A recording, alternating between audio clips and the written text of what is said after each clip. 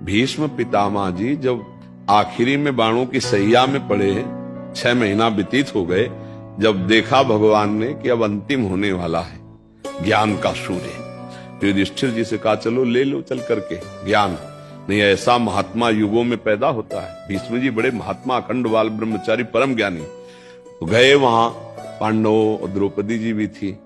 जब ज्ञान की वार्ता करने लगी तब उन्होंने द्रौपदी जी ने कहा कि पितामह आज तो बहुत ज्ञान की बातें कर रहे हो। उस समय क्या हुआ था जब सभा में मैं चीख चीख के पूछ रही थी, उस समय क्यों नहीं बोले थे? ज्ञान कहां गया था आपका?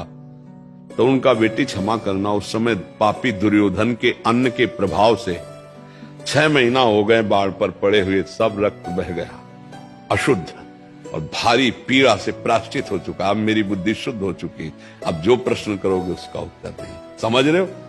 पापात्मा पुरुष का अन्न खाने से अखंड बाल ब्रह्मचारी भीष्म जैसे महापुरुष भी कह रहे हैं कि बुद्धि ठीक निर्णय नहीं कर पाए।